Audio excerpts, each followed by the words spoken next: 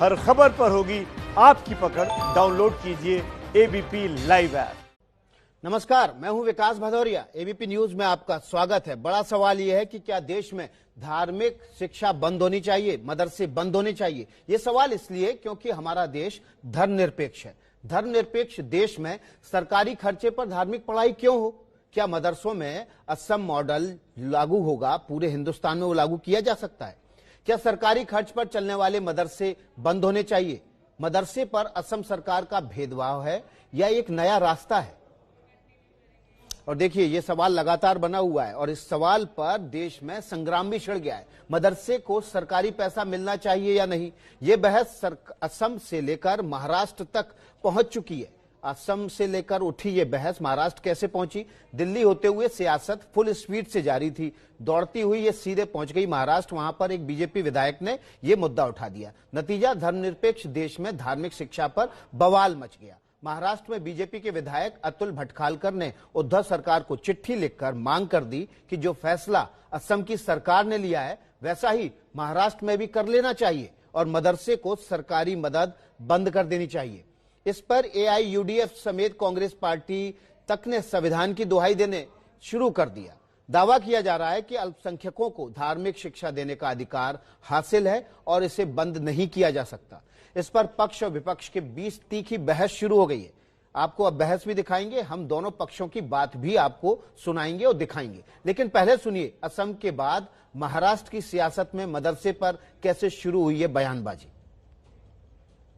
आसाम के Bharatiya Janata party government ने मदरसाओं के ऊपर पाबंदी डालकर जो उचित कदम उठाया है, उसी प्रकार का कदम महाराष्ट्र के हिंदुत्ववादी मुख्यमंत्री उद्धव ठाकरे जी उठाए और महाराष्ट्र सरकार से मदरसाओं को जो आर्थिक मदद दी जाती है वो तत्काल बंद करे।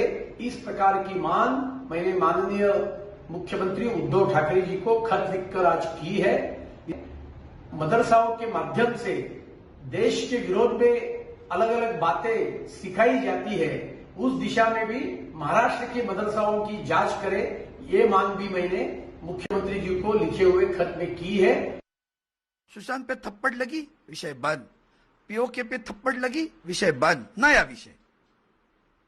तो ये जो धंधा है ना वो छोड़ो।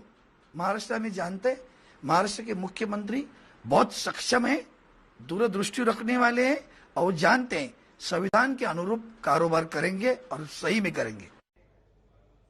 तो क्या देश में मदरसे बंद होने चाहिए? इसी पर बहस करने के लिए हमारे साथ दो मेहमान खास तौर पर जुड़ रहे हैं। विनोद बंसल जुड़ रहे हैं, वीएचपी के प्रवक्ता हैं। मौलाना साजिद रशीद भी जुड़ रहे हैं, ऑल इंडिया इमाम एसोसिएशन के प्रमुख हैं। सीधे विनोद बंसल का रुख कर लेते हैं। विनोद जी, बहस छिड़ गई है, संग्राम छिड़ गया है, महाभारत छिड़ गई है कि आखिर मदरसे क्यों बंद किए जा रहे हैं? मॉडल क्या है? असम मॉडल पसंद आ रहा है आपको? देखिए, पसंद वाली बात नहीं है। हमारा जो संविधान है, भारत का संविधान सेकुलर संविधान है और सेकुलर संविधान का मतलब है किसी को वो कोई न कुरान की शिक्षा दे सकता है न किसी अन्य धर्म ग्रंथ की शिक्षा दे सकता है। तो अगर कोई किसी स्थान पर जहाँ के कुरान की शिक्षा दी जाती है, इस्लाम की शिक्षा दी जाती है, देश के एक तरह से विरोध की भी शिक्षा दी जाती है, लोगों के अंदर जहर फैलाने की भी शिक्षा दी जाती है, तो ऐसी सब शिक्षण संस्थाओं को सरकार बंद करने की जगह उनको प्रमोट करती है, उनको आर्थिक मदद देती है। नहीं, जहर फैलाने की और आतंक फैलाने की शिक्षा कैसे दी जाती है? ये सवाल आप कैसे कर रहे हैं?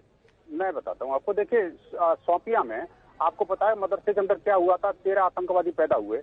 ऐसे भारत के अंदर अगर सीमावर्ती क्षेत्र में देखो तो एक कुकरमुत्तों की तरह जो इनका जाल फैला हुआ है, वहां पर जो इस्लामिक जिहादी तैयार किए जा रहे हैं, उन जिहादी गुटों के कारण ही आपको पता है ये शिया सुन्नी के झगड़े हो रहे हैं पूरे दुनिया के अंदर। आपको पता है दुनिया के अंदर अगर मदरसे इतने अच्छे ही होते तो आखिरकार चीन के अंदर, सिंगापुर के अंदर, फ्रांस के अंदर, जापान के अंदर ये मदरसे क्यों बैन किए जाते? साजिद रशीदी, अगर मदरसे अच्छे होते तो दुनिया के दूसरे देशों में भी क्यों बंद किए जाते? बताइए, जवाब दीजिए। पाकिस्तान में बहुत सारे मदरसे बंद हो चुके हैं और देखिए, झगड़े के केंद्र बने हुए हैं। देखिए, देश के संविधान को हमें देखना चाहिए। देश का संविधान हमें क्या कहता है? मैं संविधान के आर्टिकल 29 और 30 की बात करता हूं, जिसमें कहा गया है कि माइनॉरिटीज को अपनी संस्कृति, भाषा और लिपि इसको महफूज रखने और अपनी पसंद के एजुकेशन स्कूल मदरसे खोलने की पूरी इजाजत है और उनको अपनी मर्जी से चलाने की भी इजाजत है। संविधान के आर्टिकल 350 उस पर आप जाइए। यार इनको चुप कीजिए भाई, ऐसे बहस नहीं होगी, ये कंटिन्यू बोलते हैं। विनोद जी सुन लीजिए बात पूरी, एक बार बात उनकी सुन लीजिए, आपका भी नंबर आएगा। संविधान के ही बोलिए। संविधान के ही आर्टिकल 350 की मैं बात करता हूं, जिसमें कहा गया है स्टेट गवर्नमेंट को बाकायदा हिदायत दी गई है कि वो माइनॉरिटीज के बच्चों को अपनी भाषा, अपनी संस्कृति, अपनी लिपि को पढ़ने के लिए योगदान दें, सहूलतें फराहम करें। ये बाकायदा संविधान कहता है। संविधान मैंने नहीं लिखा, भीमराव अंबेडकर साहब ने संविधान लिखा है और उसी संविधान को मानकर हम हिंदुस्तानी हैं और ये विनोद बंसल भी हिंदुस्तानी है। साजिद रशीदी जी, संविधान को मानकर। साजिद रशीदी साहब, कि मदरसों में भाषा, संस्कृति और लिपि, इसमें धर्म कहाँ आ गया? सर सुन लीजिए ना, सर सुन लीजिए ना।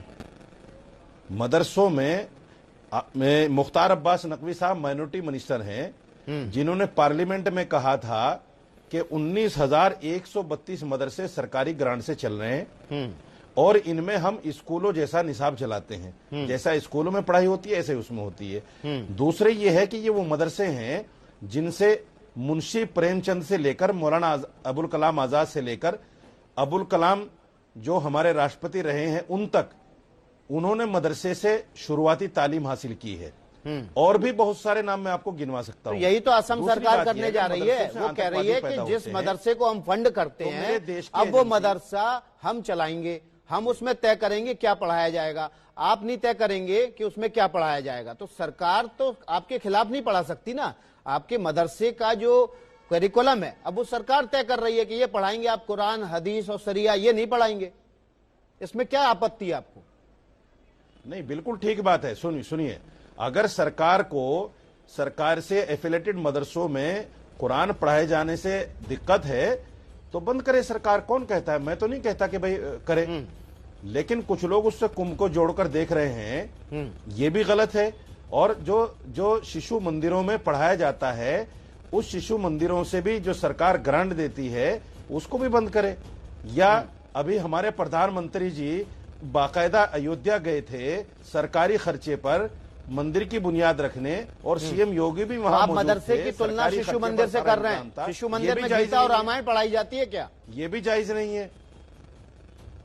अरे सर, मैं ये कहता हूं मदरसों में पढ़ाइए ना गीता रामायण, मैं कब मना करता हूं। अच्छा, आप चाहते हैं धार्मिक राज्य बन जाए, एफिलेटेड हैं, तो धर्मनिरपेक्ष व्यवस्था जिस संविधान की आप दुहाई दे रहे हैं उसका क्या होगा अगर आप कुरान, हदीस, शरिया, गीता, रामायण, बाइबल सब पढ़ाने लगेंगे? तो देश का जो स्वरूप है, जो संवैधानिक ढांचा है धर्मनिरपेक्ष, उसकी तो धज्जियां उड़ जाएंगी।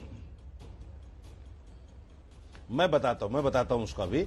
देखिए, देश के अंदर ये तो 19,132 तो सरकार से एफिलेटेड हैं, इसके अलावा 6 लाख मदरसे चलते हैं जिनको मुसलमान अपनी 2.5% ज़कात से चलाता है। दूसरी बात, मदरसों में सिर्फ 4% बच्चे पढ़ते हैं, 96% बच्चे स्कूलों में जाते हैं।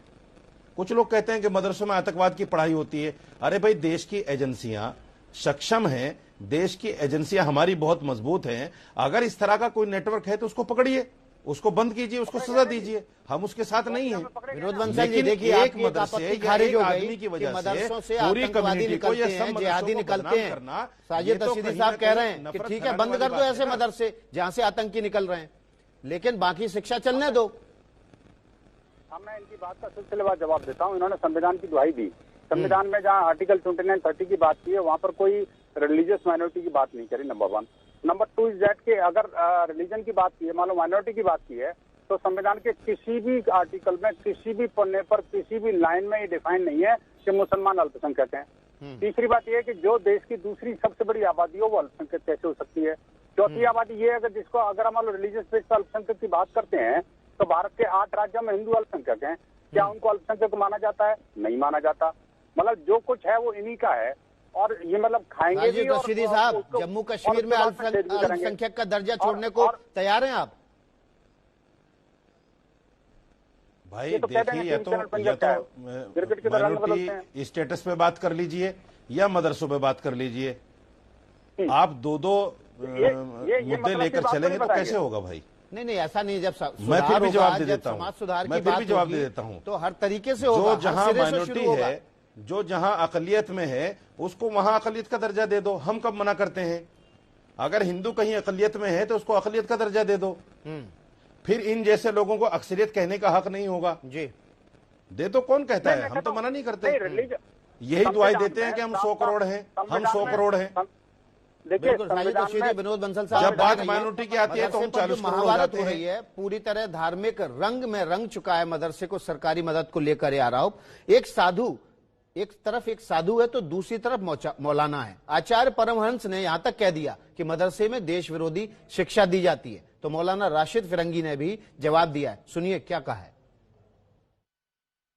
कश्मीर में मदरसों से निकले हुए जो 13 आतंकवादी पकड़े गए, जो बड़े बड़े मुंबई में अनंतनाग जैसे जो कांड में जो संलिप्त थे, तो यह पूरे देश में जो हथियारों का जखीरा मदरसों में पाया जा रहा है, देश विरोधी शिक्षा दी जा रही है। तो यदि मदरसों को बंद नहीं कराया गया तो समझ लीजिए कि फिर भारत जो है तो सीरिया जैसी स्थिति बन जाएगी भारत में। इसलिए बहुत आवश्यक हो गया है कि जितने मदरसे हैं वो सारे मदरसे बंद कर दिए जाएं।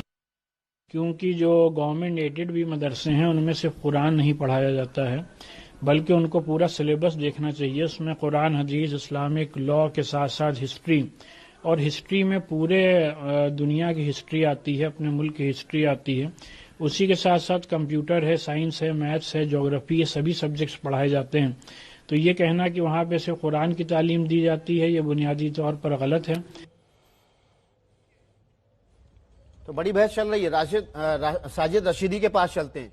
रशीदी साहब, आप इस बात से सहमत हैं कि जो सरकारी जिनको सरकारी एडेड है, जो सरकारी मदद से चल रहे हैं, उन मदरसों में धार्मिक शिक्षा बंद कर दी जाए और ये मॉडल पूरे देश में लागू कर दिया जाए, जो प्राइवेट आइडेंटिटी चला रही मदरसों में वहां होने दी जाए?